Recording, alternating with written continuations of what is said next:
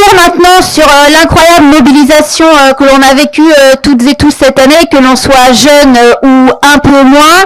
Je vais passer la parole à Flo, qui est salarié de la ville de Paris et syndicat à la CGT.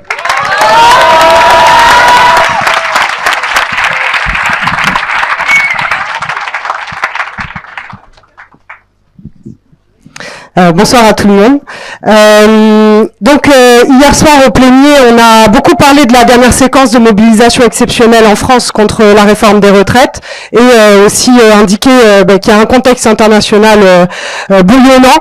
Ce qui a été frappant, c'est lors des interventions des camarades, c'est la multitude de champs professionnels et de régions dans lesquelles on a mené des expériences de lutte, dans la jeunesse, dans les transports, l'énergie, le travail social, l'industrie, la santé, et je pourrais pas tous les citer. Mais on a mené à chaque fois une politique volontariste pour réunir tous ces secteurs et amener les collègues à s'organiser par eux-mêmes, alors même que c'était tout l'inverse qui était organisé par l'intersyndicale.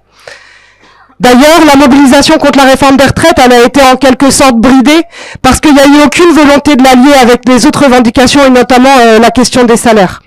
Alors que vu la situation économique et sociale, il y avait déjà une multitude de grèves pour l'augmentation des salaires. Il y a eu par exemple les grèves de fin 2022 des cheminots et des salariés de l'énergie. À la ville de Paris, on a des collègues agents de cuisine des restaurants solidaires qui sont payés au lance-pierre, qui ont fait 3 mois de grève, dont 1 mois et demi d'occupation d'un restaurant pour obtenir la prime Ségur. Et plein d'autres secteurs ont été aussi en grève et en lutte, mais de manière sectorielle ou locale. Alors aussi que la puissance du mouvement des retraites a permis à des secteurs de gagner des avancées en étant soutenus et en participant aux luttes interprofessionnelles. Il y a la grève victorieuse des Verts Baudets qui est un exemple très parlant. Localement, à la ville de Paris, il y a les éboueurs qui ont obtenu quelques avancées salariales suite à leur mouvement de grève, mais un peu moins connus. On a aussi des collègues du service de salubrité de la ville de Paris qui s'occupent, par exemple, de la dératisation, qui ont mené une grève majoritaire de 3 jours sur leurs conditions de travail et d'avancement de carrière et qui ont gagné sur leurs revendications. Les exemples sont très nombreux, et malgré le passage de la réforme des retraites, les grèves locales se multiplient encore et encore. En juillet, les salariés du Casino Barrière à Enghien-les-Bains se sont mis en grève majoritaire après avoir découvert que leur grille de salaire n'était pas appliquée. Après 6 jours de grève, non seulement ils ont obtenu gain de cause, mais ils ont gagné sur d'autres revendications salariales. Dans le Nord, depuis juillet, des travailleurs sans papier d'Emmaüs ont entamé une grève illimitée pour être régularisés et payés dignement. Un des travailleurs expliquait qu'ils étaient payés 150 € par mois pour 40 heures par semaine. Une enquête est d'ailleurs ouverte là pour traite d'humains et travail dissimulé. Et cette grève, elle s'étend puisque des salariés d'une autre antenne d'Emmaüs ont rejoint le mouvement. C'est évident que les travailleurs et les travailleuses se révoltent quand on voit l'indécence des politiques budgétaires et l'offensive patronale. On peut illustrer avec quelques chiffres parlants qui sont sortis, entre autres, de l'Observatoire de la pauvreté, d'Oxfam, d'articles de Mediapart. En juin 2023, le taux d'inflation est de 4,3% et rien que sur l'alimentaire, on est déjà à 13%. Un Français sur 6 dit ne pas pouvoir manger à sa faim. 11 millions de personnes vivent sous le seuil de la pauvreté en novembre 2022. Et ça va encore s'aggraver, parce que pour préserver ou augmenter leurs profits, et face à une concurrence acharnée, les capitalistes, on sait, ils vont taper sur les salaires, les aides sociales. La réforme des retraites, elle en est l'exemple parfait. Il suffirait de prendre 2% de la fortune des milliardaires français pour financer le déficit attendu sur les retraites. Et pourtant, le budget 2024, il prévoit des baisses de dépenses sur les services publics, la sécurité sociale par exemple, qui devrait s'élever à 15 milliards d'euros. Donc ceux qui vont réellement payer le prix pour assurer les marchés, c'est les fonctionnaires, les futurs retraités, les chômeurs, mais en clair l'ensemble de notre classe sociale. Car à ces 15 milliards d'euros, ça s'ajoute aussi les effets des mesures qui sont déjà prises pour réduire l'accès aux allocations chômage et retraite.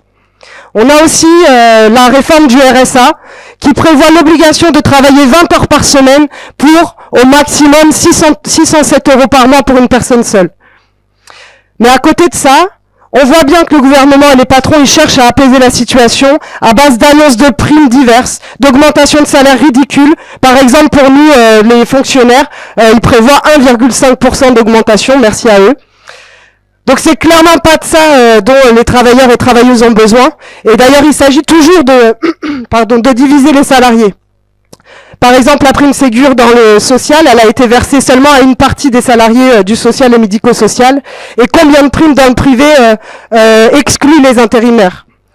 Ce qu'on revendique, c'est par un revenu en dessous de 2 000 euros, l'augmentation immédiate pour tous et toutes de 400 à 500 euros et l'indexation automatique des salaires sur les prix. Les patrons disent...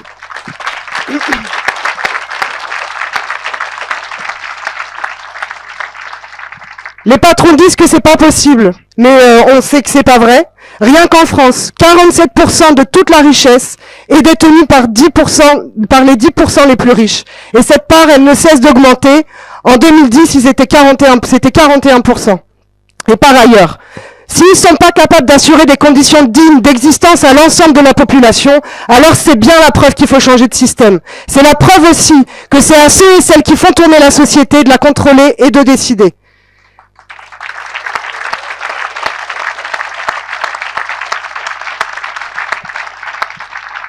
Donc la question des salaires est brûlante. On sait que ça va être une question centrale dans la prochaine période et il va falloir s'atteler à construire une lutte d'ensemble.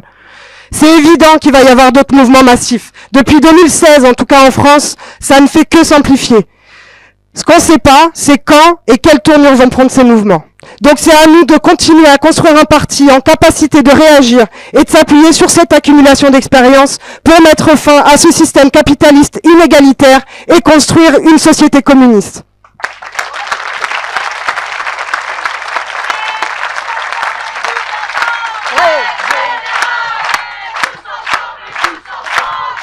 J'ai